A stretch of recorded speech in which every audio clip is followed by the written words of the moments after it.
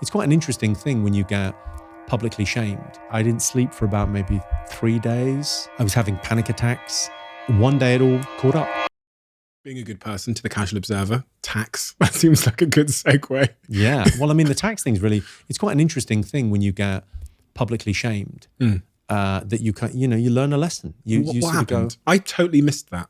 oh, okay. Well, I mean, what happened was there was the long story, I suppose, is you have an accountant, right? And your accountant says, how much tax do you want to pay? Yeah. Oh, there's a scheme. And you go, yeah, great. Is it legal? Yeah. And they go, yeah, it's legal. And you go, oh, okay. And they go, yeah, you can pay as much as you want or pay this. Or it's quite, and they use terms like it's quite an aggressive scheme. And you go, oh, okay. But there's less tax and you get to keep more. Okay, that sounds good. And I suppose anyone that's ever bought an ISA has done a tax avoidance scheme.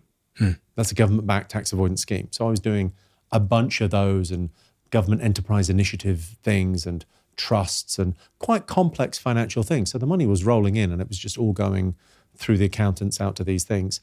And one day it all caught up. So one day, I don't know how exactly, I presume HMRC leaked something, but that's okay. And it went from being on the cover of the paper to going, you've done an aggressive tax scheme. This is morally wrong. And I'd never thought of it as being moral. I'd just gone, well, I pay as little as you can and whatever. I'm still kicking in a lot. And it was just like, I had that feeling. It was almost like suicide with a bungee rope. You felt like you were losing everything. And then it kind of snapped back and it was okay. But the sensation of what it would be like to be cancelled, I've had that kind of, not PTSD, I haven't been in a bomb blast, but you have that feeling of like what that would be like. And then the Prime Minister comes out and he's at the G20 and he does a press conference where he talks about nothing other than your tax affairs and how morally reprehensible you are. And he's the guy that brings in austerity and gave us Brexit and, Scottish independence and whatever. And you go, oh, fuck, this is going to be, and then I'm doing a topical comedy show that week where we're talking about the most talked about things. And I'm the most talked about thing. How did you actually feel in that moment? I was behind the scenes. I had, so the news broke on a Sunday. I didn't sleep for about maybe 3 days. I mean, I didn't sleep, there's always an hour here or there, but I was having panic attacks. And that sensation of a panic attack, if you haven't had one, is you can't get comfortable in your own skin.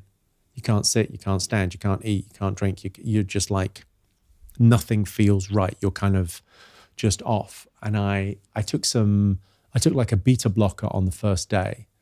And then I had the meds. I had like the beta blockers and the Valium and the stuff. I got like prescribed enough to send me down a black hole. And then I didn't take anything. I just had them as a talisman of like, okay, I'll have that. But it was kind of panic attacks and waves of that and guilt and shame and, hard lessons because you find out who your friends are. So a couple of people that I was pretty close to were gleeful, that guy's been brought down a peg or two. Like, it's a hard thing. It's a hard thing to learn. And then some other people stepped up to the plate, and you go, wow, I'm not really interested in fair weather friends. Like everyone comes to a showbiz party. Of course they fucking do. The showbiz party, baby. But the people that call you when you're at your lowest and go, fine, I love you. You're not the worst thing you've ever done. You go, great. And on that point, you talk openly about how you've had depressive bouts. Yeah, I mean, I spoke about it in the book because I think it's again, I wanted to kind of deliver on, listen, if I hadn't talked about the tax thing in the book, I think readers would have felt shortchanged, very much like HMRC did. But again, the depression and anxiety, I suffer more with anxiety than depression. And I try and see it in a very positive way. I try and be as positive as I can in life and go, so if I have an anxiety attack, you go, well, that's sort of the flip side of creativity, right? So if you have a mind that's whirring all the time, sometimes it's going to wake you up at 5 a.m. with a panic attack. And that's all right. I can white knuckle that. I'm lucky that mine aren't that severe. It's not like I'm better and braver than other people with mental health problems that need to medicate. I'm just lucky that it's not as bad for me. But I'm aware of it. And I think talking about it does help, because all we have is talking therapy. So if that talking therapy is someone listening to my book and going, oh, he seems all right, and he deals with this and he's going through it, and I know that I'm not alone in this. Because the first time you have a panic attack, it's fucking terrifying, because you think, is this my forever now? Because it's all you can feel, and it's overwhelming, and you go, well, is this it? Is the first time you get depressed?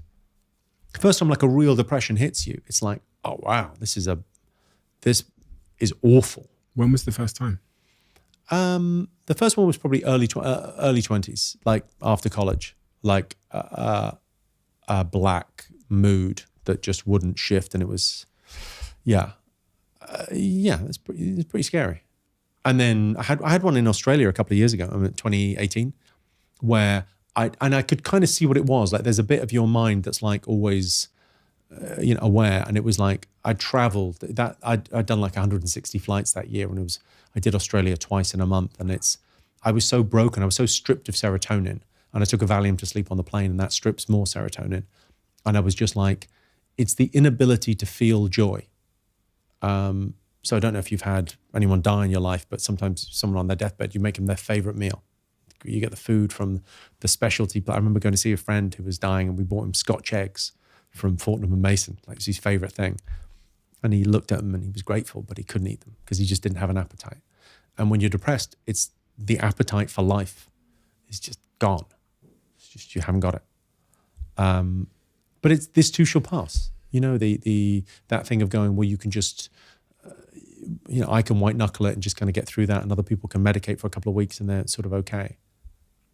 And do you think these things are, it's an interesting question to ask and probably quite naive, but do you think these things are a symptom of the way we live our lives?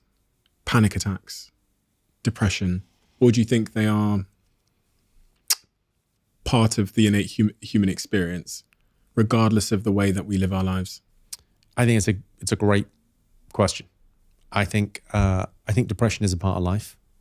I think it's probably people have always had that, and I think there is there's a benefit to these things. There's it's not only negative. Melancholy can be a very beautiful thing. Sometimes it's very appropriate to be down. If you're grieving someone, that's talk about being depressed when someone dies. It's grief. It's a different sort of thing. That's of course it's normal. I think that thing about, for me, I think the nurture thing is the thing that we can change. I'm a great believer that we could change and do better. But yeah, maybe it is a symptom of how we're living our lives, and we could do better. I'm sure if I was doing ayahuasca every weekend, I'd have less panic attacks. But at the moment, I don't feel kind of drawn towards that world. But I'm kind of aware that exists. I've kind of got some friends in that world, and I'm aware I've got a friend that was on antidepressants for 30 years and started doing ayahuasca and is now off them. Now, it's not even firsthand. It's definitely not scientifically relevant. Don't take medical advice from me, kids.